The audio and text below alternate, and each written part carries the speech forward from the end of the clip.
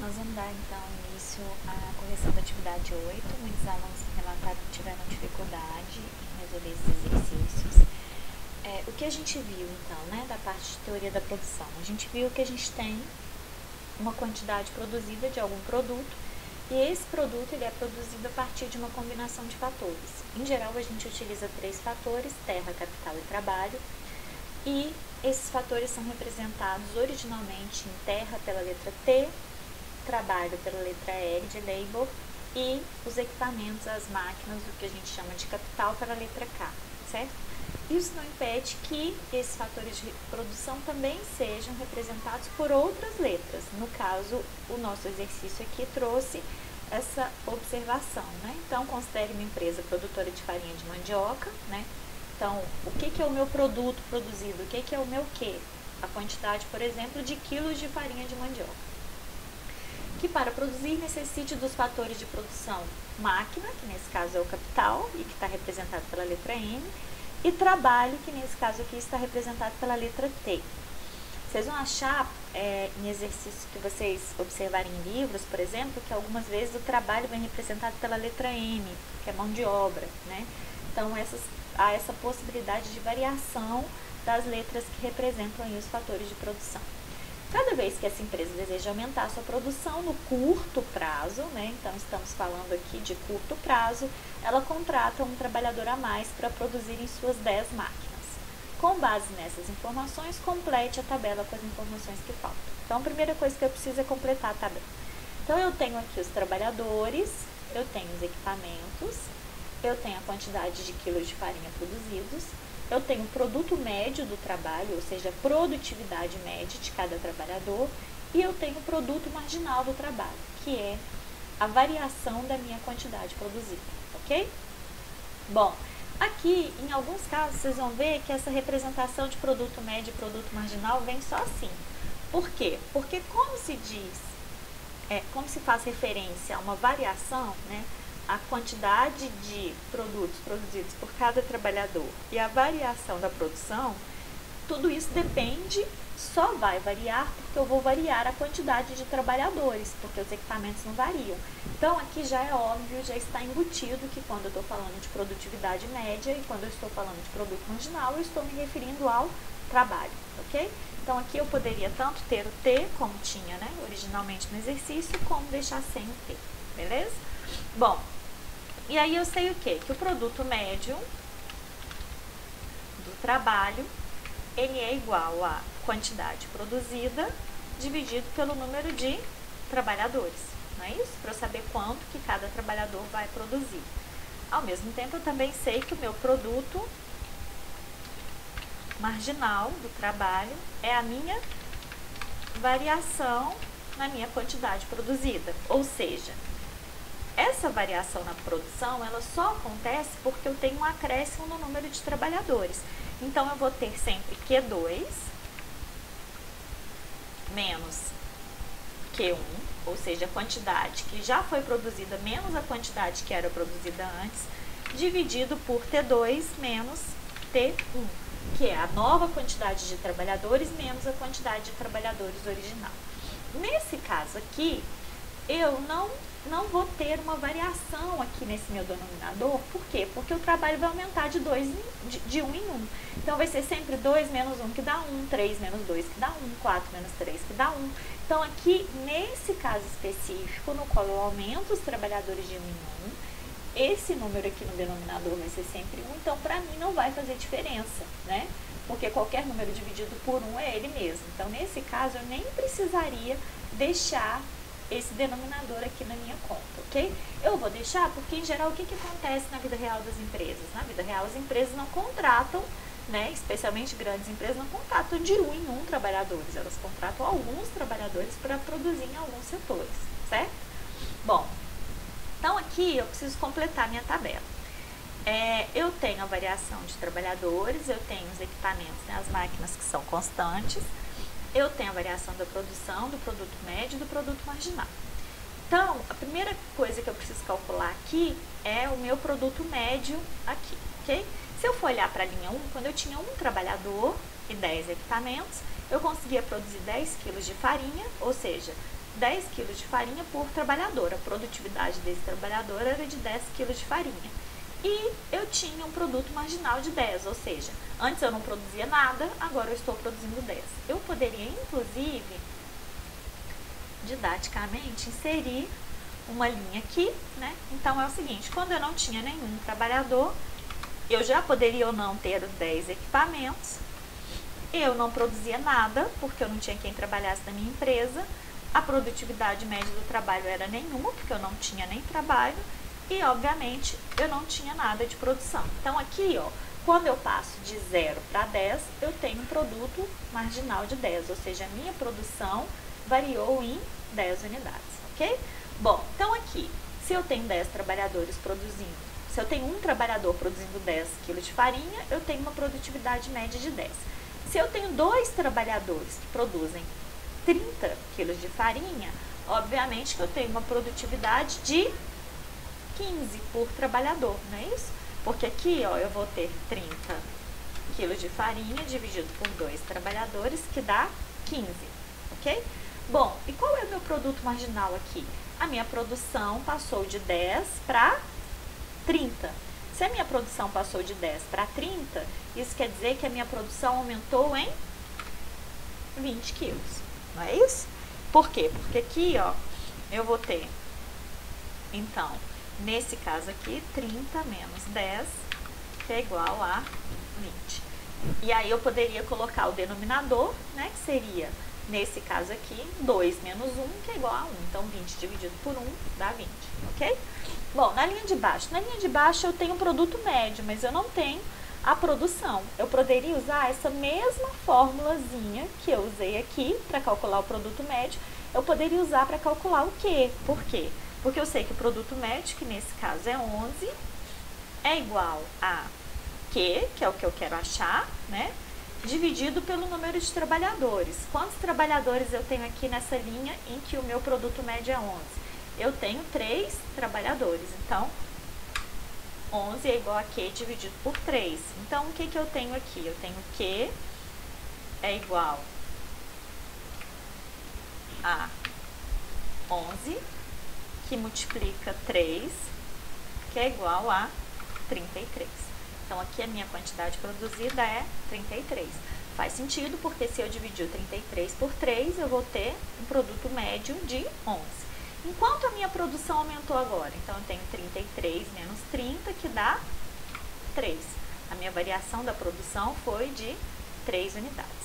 Bom, e aqui, quando eu contrato o quarto trabalhador, o que que acontece? Eu tenho um produto marginal igual a 0. Para que esse produto marginal seja igual a 0, isso quer dizer que a minha produção não variou nada. Se a minha produção não variou nada, quanto que ela precisa ser aqui? Exatamente igual à anterior. Porque se eu diminuir 33 de 33, eu vou ter como resultado 0, ok? Seria o mesmo que eu colocar aqui, ó. Então, ó, eu tenho 0 é igual a Q2 menos Q1. E aí, qual é o número que eu precisaria tirar dele mesmo para dar 0? E, né, o próprio 33, ok? Bom, então aqui eu sei que minha produção é de 33. Para eu achar o produto médio, nesse caso aqui, né, o produto médio vai ser igual ao 33 dividido por 4, que nesse caso aqui dá 8,25, não é isso? Então, eu tenho aqui um produto médio de 8,25. Então, eu completei a minha linha aqui do quarto trabalhador. Bom, e a linha de baixo? Produto médio, eu tenho 10 unidades produzidas, vou dividir por 5, isso quer dizer que a minha produtividade média do trabalhador agora é 2. E o produto marginal? O produto marginal vai ser, aqui nesse caso, eu tinha produto marginal aqui, vamos aumentar o meu quadrinho aqui de respostas, o meu produto marginal vai ser o Q2, que é o 10, menos o 33, que é o Q1, que vai dar menos 23, ok?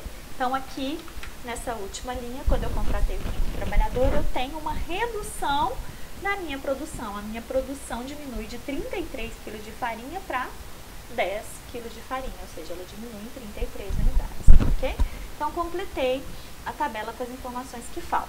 Na letra B, pede aqui para a gente escrever a função de produção da firma.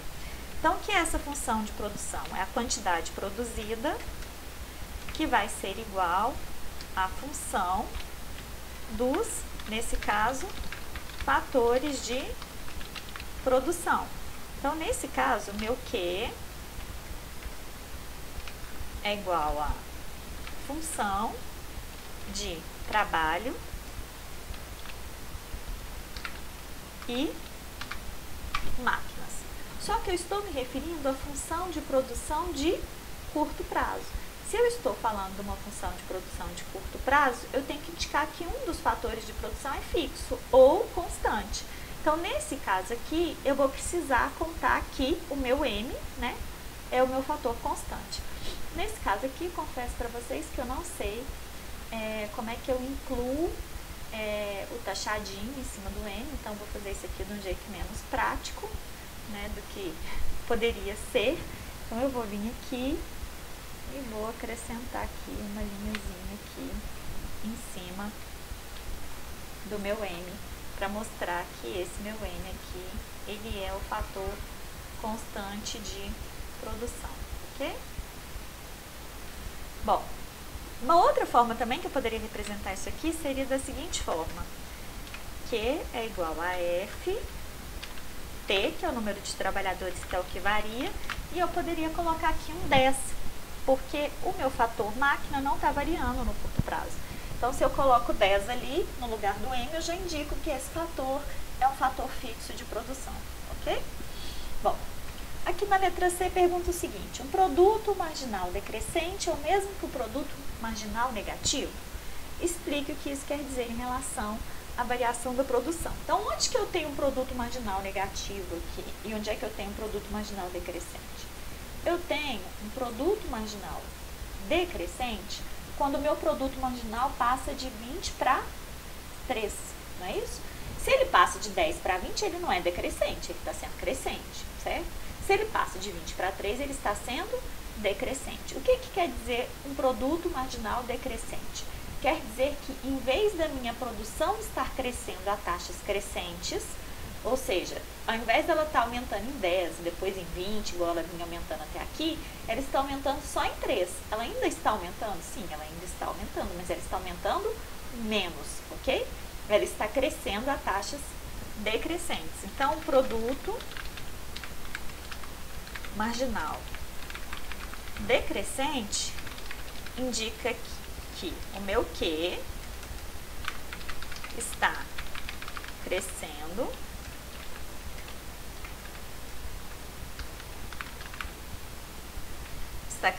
mas está crescendo a taxas decrescentes. Ou seja, a produção, nesse caso, ainda está aumentando, certo? No caso do produto marginal decrescente, a minha produção ainda está aumentando. E no caso do meu produto marginal negativo? O caso do produto marginal negativo, a minha produção está caindo. Então,